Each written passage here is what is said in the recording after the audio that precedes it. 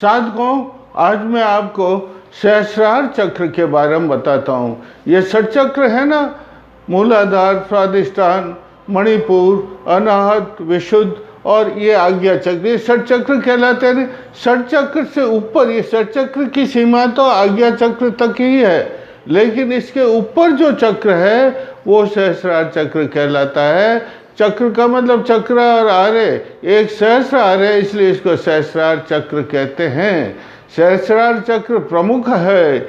ये जो है षटचक्रों का सिरमौर चक्र है और ज्ञान का परिक्षेत्र है। मेरे इस चैनल को आप सब्सक्राइब करें, लाइक करें, कमेंट करें और शेयर करें। ये सहस्रार चक्र है। देखिए आप, ये देखिए सिर के ऊपर के सबसे ऊपर का क्षेत्र है। षटचक्रों से ऊपरी भ्रकुटी से ऊपर जो क्षेत्र है यह सहस्रार चक्र कहलाता है और समस्त चक्रों का सिरमौर है।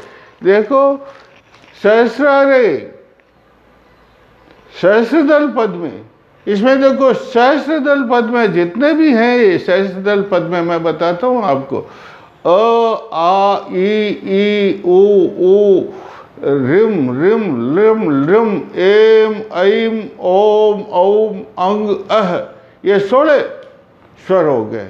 और फिर क, ख, ग, ग, च, छ, ज, और ये नहीं, ये हो गए 25। कितने हो गए? 25। और उसके बाद में फिर अम, आम, ईम, ईम, ऊम, ओम, एम, रिम, रिम, लिम, लिम, एम, ऐ, ओम, औ, अंग है, ये फिर 25। और उसके बाद में देखो ये टठ डना, तथ दना, ये, और इस प्रकार ये लोम और विलोम 25 और 25 और इस प्रकार ये पूरे जो है, और नीचे एक लंब और आता है। इस प्रकार ये पूरे 100 चक्र हो जाते। कितने? 100 चक्र। और 100 का ये शतश है ना, माँ कुंडली, ये शतश कुंडली कहलाती है। और शतश इसके कुंडल हैं और इनको गुणा कर दे 10 से तो 1000 हो जाते। कितने हो जाते हैं? 1000। इसलिए इसका नाम है सहस्र मास कुंडलिनी। सहस्र जो है कुंडलों को धारण करके भगवान शंकर से, भगवान शिव से मिलने के लिए, देखो यहाँ शिव, यहाँ भगवान शिव का क्षेत्र है। इस शिव से मिलने के लिए बहुत उमंग से, बड़े शौक से इसके उमंग और उससे जो मिलने के लिए पधारती है, ये सहस्रार चक्र है। सहस्रारे, सहस्रदल पद्मे और चित्रवर्णे। और उसके बाद में यूँ बोलते हैं मामी मी मो मो रिम रिम रिम रिम ए मई ओम ओंग कंग खंग गड़ चम चम जय, ये नहीं टम ठम डर। फिर वापस बोलते हैं, ये लोम हो गया। फिर विलोम बोलते हैं वापस, मामी मी मो मो ए मई ओम रिम रिम रिम रिम रिम ए मई ओम ओम अह, ये। और फिर बोलते हैं टठ डडना, तथ ददना, और फिर ये बोल पफ ये लवे, और यूँ लोम विलोम सब मिला करके 25 ही लोम, 25 ही विलोम, ये मिल करके सब 100 हो जाते।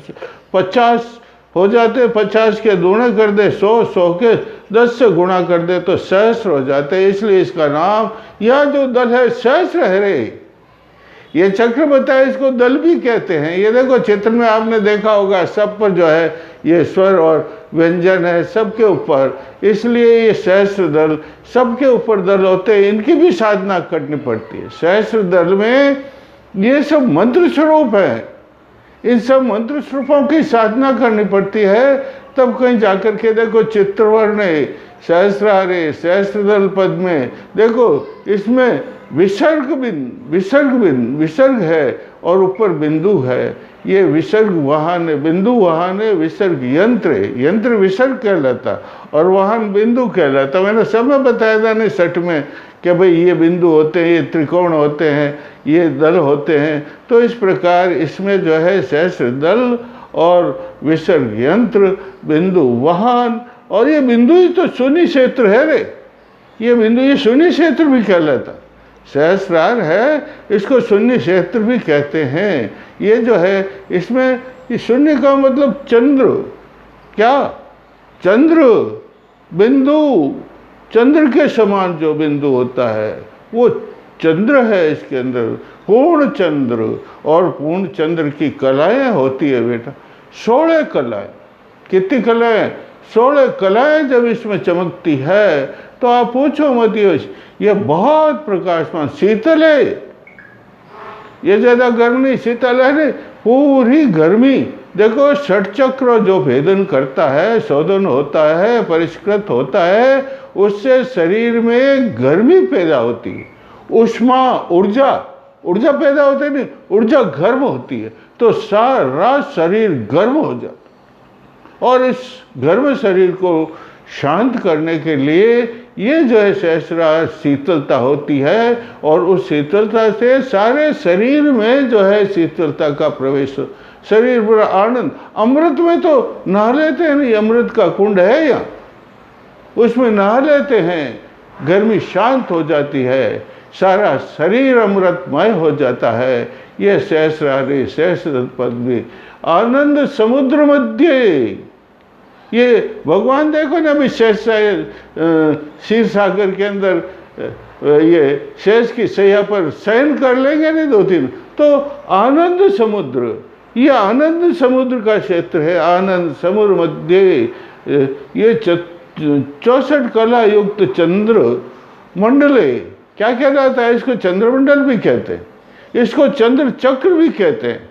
क्यों चंद्र चक्र कहते हैं? यहाँ बिंदु है ना, पूर्णिमा का चंद्र, इसलिए इसको चंद्र बिंदु भी कहते हैं, इसको चक्र शशि चक्र भी कहते हैं। और जब ये आगे देखिए, फिर ये मैंने बोला, और आनंद समुद्र मध्य पूर्ण चंद्रमंडले चिन्मय मणिदीपे, इसके अंदर ये समुद्र आनंद समुद्र है, और पहले पूर्ण चंद्रमंडल है, आनंद समुद्र है, उस आनंद समुद्र में चिन्मय मणिदीप है। ये चिन्मय है भाई, ये 3 आकाश है, शरीर का घड़ा है। ये देखो यहाँ से लेके, इसको घट भी कहते हैं, घटाकाश कहलाता है, महाकाश ये कहलाता है, ये चित्त है, चिताकाश कहलाता है, चित्त में हृदय में। और ये जो क्षेत्र है चिन्मय मणिदीप कहलाता है। यहाँ भगवान चिन्मय साक्षात परम परमेश्वर जिसे कहते हैं वो विराजते। देखो मैंने कहा ना 3 भूमिकाएं हैं, 3 है। देखो यहाँ जो है चेतन, चेतन का मतलब आपके कहीं भी देखो थोड़ा सा मक्खी भी आकर के बैठ जाती है तो आपका हाथ तुरंत उसके ऊपर जाकर के वो हटाने की कोशिश करेगा, चेतन।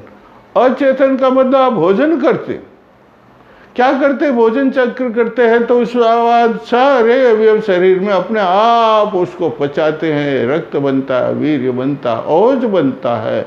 ये आपको ध्यान पड़ता है क्या? मालूम पड़ता है क्या?